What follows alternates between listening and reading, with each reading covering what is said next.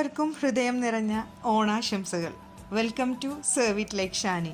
ഓണം പ്രമാണിച്ച് ഇന്ന് ഞാൻ ഉണ്ടാക്കാൻ പോകുന്നത് ഒരു സ്പെഷ്യൽ പ്രഥമനാണ്. കപ്പ കൊണ്ടുണ്ടാക്കുന്ന ഒരു സ്പെഷ്യൽ പ്രഥമൻ.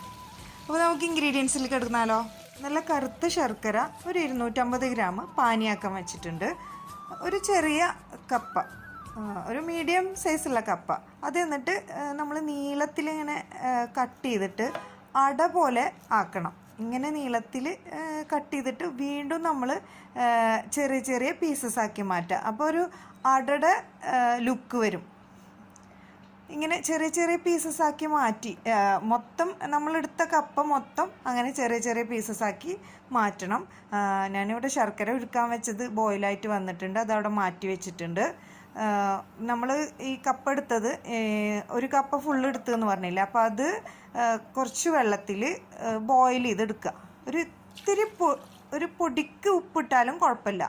എന്നിട്ട് അതൊരു 3/4 ബോയിലായി വരുമ്പോൾ അല്ലാണ്ടങ്ങനെ ഇതാവണ്ട, ഒന്ന് ബോയിലായിട്ട് വന്നാൽ ഇതുപോലെ ആയി വന്നാൽ നമ്മളതിനെ സ്ട്രെയിൻ ചെയ്ത് മാറ്റാം. എന്നിട്ട് കുറച്ച് വെള്ളം ഒഴിച്ചു കൊടുക്കുക അതിൻ്റെ മുകളിൽ. അതിനുശേഷം നമ്മുടെ ഉരുളി എടുത്തിട്ട് അതിലേക്ക് ഒരു ടേബിൾ സ്പൂണ് നല്ല പശുവിൻ നെയ്യ് ഒഴിച്ചു കൊടുത്തിട്ട് നമ്മൾ വേവിച്ച് വെച്ചിട്ടുള്ള ഈ കപ്പ ഒന്ന് ഇട്ട് വഴറ്റണം. പശുവിൻ നെയ്യിലിട്ടിട്ട് ഒന്ന് വഴറ്റിയെടുക്കാം. അതിന് ശേഷമാണ് നമ്മൾ ഉരുക്കി വെച്ച ശർക്കര അത് ഒന്ന് സ്ട്രെയിൻ ചെയ്തിട്ട് വേണം, നമ്മൾ അരിച്ചെടുത്തിട്ട് വേണം ഇതിലേക്ക് ആഡ് ചെയ്യാൻ. അല്ലെങ്കിൽ വല്ല പൊടിയോ വല്ല ഡിസ്റ്റർബൻസൊക്കെ ഉണ്ടാവും. അപ്പോൾ നമ്മളെപ്പോഴും ശർക്കര ഉരുക്കി കഴിഞ്ഞാൽ എപ്പോഴും അരിച്ച് വേണം ചേർക്കാൻ. അങ്ങനെ ആ ശർക്കരയും അതുപോലെ തന്നെ നമ്മുടെ ആ കപ്പയും രണ്ടും കൂടെ നന്നായിട്ടൊന്ന് മിക്സാക്കി വരട്ടിയെടുക്കുക. അങ്ങനെ ആ കപ്പയും അതുപോലെ തന്നെ ശർക്കര പാനിയും നന്നായിട്ട് തന്നെ ഒരു 5 മിനിറ്റോളം നമ്മളൊരു വരട്ടിയെടുക്കണം. എങ്കിലേ ആ കപ്പയിൽ അത്യാവശ്യത്തിന് മധുരം പിടിക്കുള്ളൂ. അപ്പോൾ അതിന് ശേഷം നമ്മൾ രണ്ടാം പാല്, ഞാനിവിടെ 1.5 നാളികേരമാണ് എടുത്തിട്ടുള്ളത്. 1.5 നാളികേരത്തിൻ്റെ രണ്ടാം പാലാണ് ആദ്യമായിട്ട് ചേർക്കേണ്ടത്. ആ രണ്ടാം പാലും കൂടെ ഒഴിച്ച് നന്നായിട്ടൊന്ന് മിക്സാക്കി എടുക്കുക. അപ്പോൾ ശർക്കരയും അതുപോലെ തന്നെ കപ്പയും നാളികേരവും മൂന്നും കൂടെ നന്നായിട്ട് മിക്സായി വരണം. അതിനുശേഷം അത് നന്നായിട്ട് ബോയിലായി വരുമ്പോൾ നമ്മൾ പൊടിച്ചു വെച്ചിട്ടുള്ള ജീരകപ്പൊടിയുടെ കൂടെ ഞാൻ കുറച്ച് പഞ്ചസാര ചേർത്തിട്ടുണ്ട്, അതുകൊണ്ടാണ് ഈ കളർ വന്നിട്ടുള്ളത്. അപ്പോൾ ഒരു 1/2 ടീസ്പൂണോളം ജീരകപ്പൊടിയും അതുപോലെ തന്നെ 1/2 ടീസ്പൂണോളം ചുക്ക് പൊടിയും രണ്ടും കൂടെ ആഡ് ചെയ്ത് കൊടുത്ത് ഒരു പിഞ്ച് ഉപ്പും ചേർത്ത് നന്നായി വീണ്ടും മിക്സാക്കി എടുക്കുക. അതിന് ശേഷമാണ് നമ്മൾ 1-ാം പാല്, നല്ല കട്ടിയുള്ള 1-ാം പാല് ചേർത്ത് കൊടുക്കുക.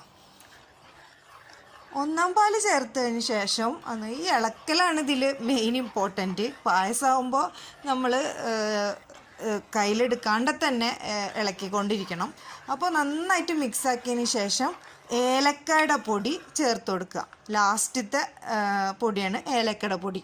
അപ്പോൾ ഫ്ലെയിം ഓഫ് ചെയ്തതിന് ശേഷം നമ്മൾ അതൊന്ന് മാറ്റി വെച്ചിട്ട് വേറൊരു പാനിൽ ഒരു 2 ടേബിൾ സ്പൂണ് പശു നെയ്യ് തന്നെ ഒഴിച്ച് കൊടുത്തിട്ട്, നിങ്ങൾക്ക് ഇഷ്ടമാണ് കോക്കനട്ടിൻ്റെ പീസസ്, തേങ്ങാക്കൊത്ത് അതുപോലെ കിസ്മിസ് എന്തും ആവാം. ഞാനിവിടെ കാഷ്യൂ നട്ട്സ് മാത്രമേ യൂസ് ചെയ്യുന്നുള്ളൂ, നട്ട്സ് മാത്രം.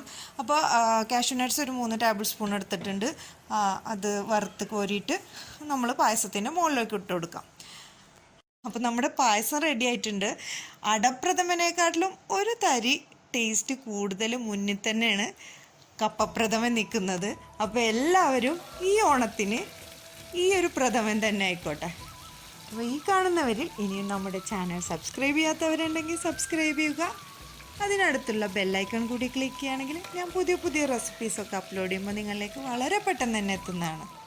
ഇതുപോലുള്ള പുതിയ പുതിയ റെസിപ്പീസുമായി വരുന്നവരേക്കും try to serve it like Shani.